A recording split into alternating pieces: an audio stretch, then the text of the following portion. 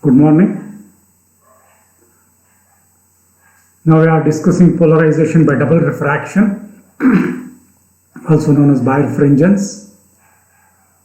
When a ray of ordinary unpolarized light is made to pass through certain crystals, the ray gets split into two refracted rays.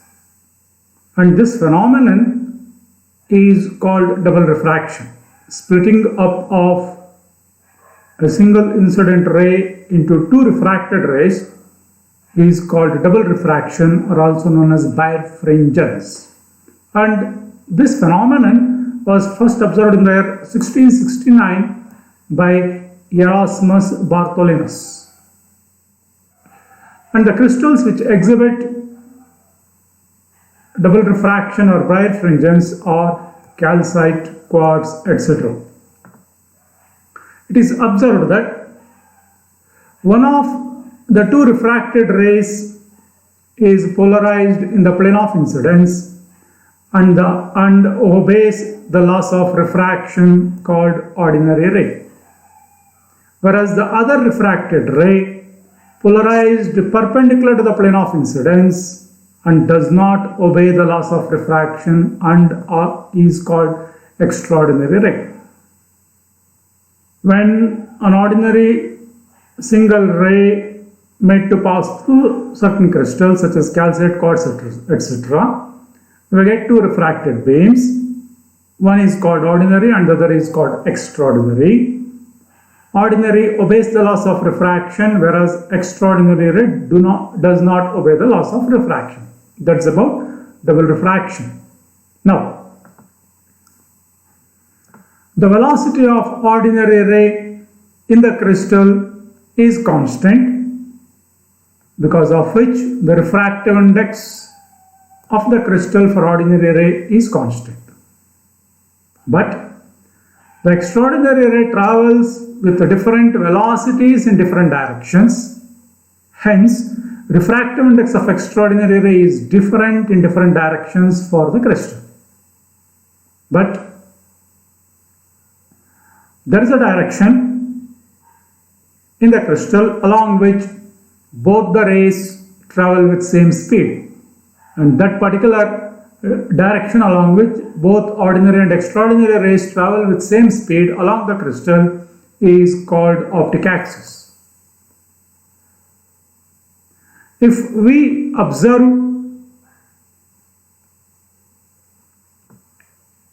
an ink dot through a doubly refracting crystal, we can see two images. If the crystal is rotated about the incident ray's axis, one of the images remains stationary, whereas the other rotates about the first. The image which remains stationary is called ordinary image, and the ray producing it is called ordinary ray, and the image which is rotating around the ordinary image is called extraordinary image, and the ray which is responsible for this extraordinary image is called extraordinary ray. Hence, by eliminating one of these two rays, we can get plane polarized light. Now, coming to the differences between ordinary and extraordinary rays, these are the following differences. The ordinary ray obeys the laws of refraction, whereas extraordinary ray does not obey.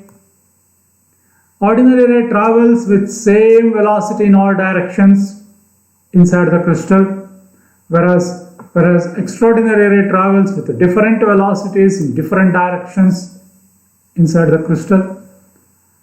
Because of same velocity for ordinary, the refractive index remains the same. Because of different velocities for extraordinary, refractive index also changes as the direction of the extraordinary ray changes. And the ordinary ray lies on the plane of incidence, whereas extraordinary ray does not lie on the plane of incidence. So these are the few differences between ordinary and extraordinary rays. Now coming to the optic axis. As I said, both ordinary and extraordinary rays travel with same speed along a particular direction inside a crystal, and that particular direction along which these two rays travel with same speed is called optic axis. As they travel with same speeds along that particular direction, there will be no double refraction in that particular direction, since both are traveling with same speed. And also double refraction is due to different speeds of ordinary and extraordinary rays. Coming to calcite crystal. Calcite is nothing but calcium carbonate, also known as Iceland spar. And this calcite is rhombohedral in shape, consisting of 6 faces. It is a transparent, colorless crystal. And these 6 faces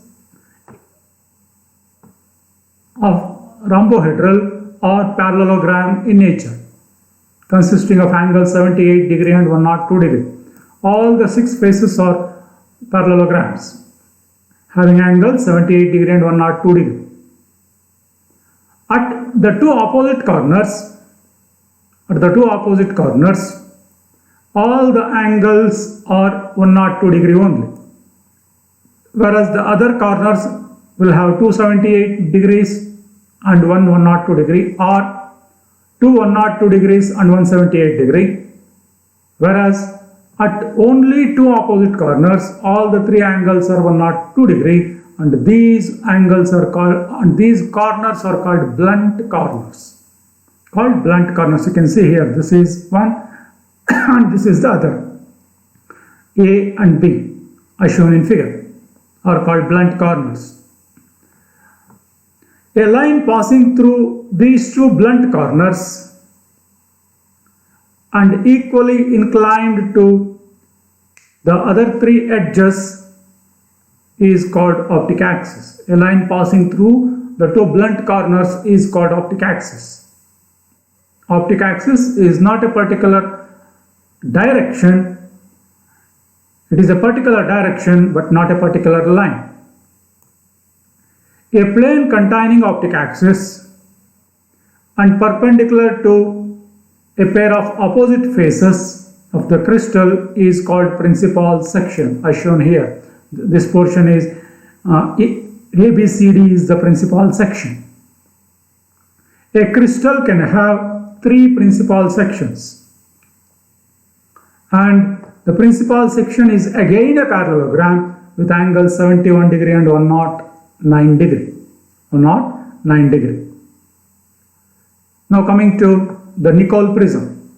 A Nicol prism or a calcite crystal whose length is 3 times the width is taken. The end faces are grounded such that the angle will be reduced to 68 degree from 71 to 68 and 109 to 112. The angles gets changed due to the grinding of the end faces of the calcite crystal. The crystal is then cut along this direction into 2 halves, and the cut surfaces are again grinded and polished. Then the 2 portions are cemented using a adhesive called Canada balsam, and this crystal is then introduced into a hollow cylinder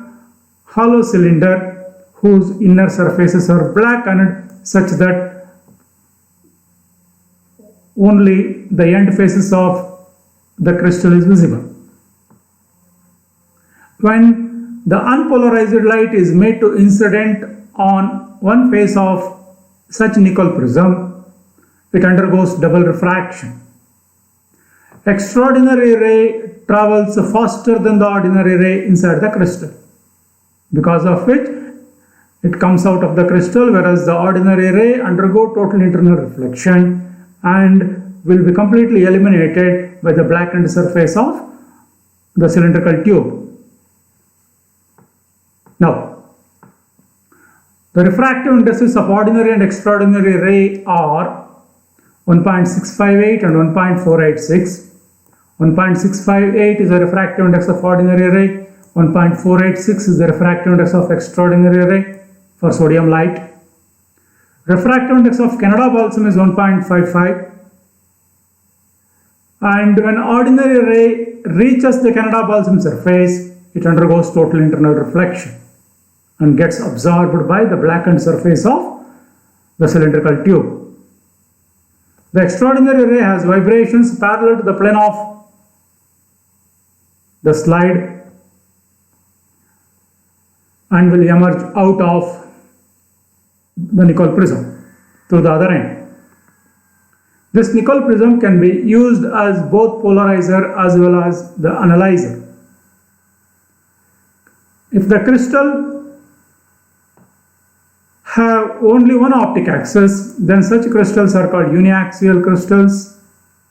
If the crystals have two optic axes, then they are called biaxial crystals. The crystals can have either one or two optic axes.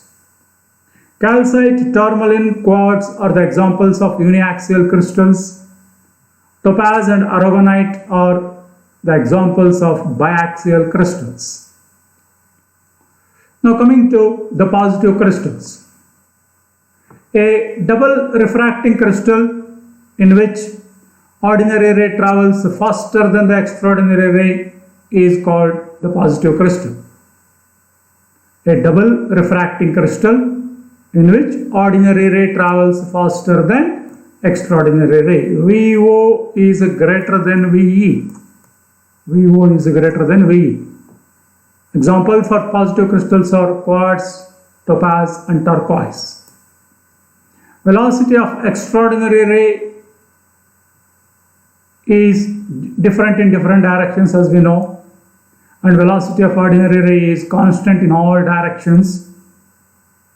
But along the optic axis, both the rays travel with same speed. Velocity of extraordinary ray is minimum in a direction at right angles to the optic axis. Refractive index of ordinary ray is less than the refractive index of extraordinary ray. Because of this, NO is less than NE. Refractive index of ordinary is less than the refractive index of extraordinary. Along the optic axis, both the rays will have same refractive index. Now coming to the negative crystals. For negative crystals, VO is less than VE, in the sense velocity of extraordinary ray is faster than the velocity of ordinary ray. Extraordinary ray travels faster than the ordinary ray in case of negative crystals. Examples for negative crystals are calcite, mica. Velocity of ordinary ray, as we know, is same in all directions, and velocity of extraordinary ray is different in different directions. Along the optic axis, both will travel with same speed, but extraordinary ray will have a velocity maximum in a direction perpendicular to the optic axis. Refractive index, because of this, refractive index of ordinary is greater than the refractive index of extraordinary. Greater than the refractive index of extraordinary. And along the optic axis, both the rays will have same refractive index. This is about the negative crystals. Thank you.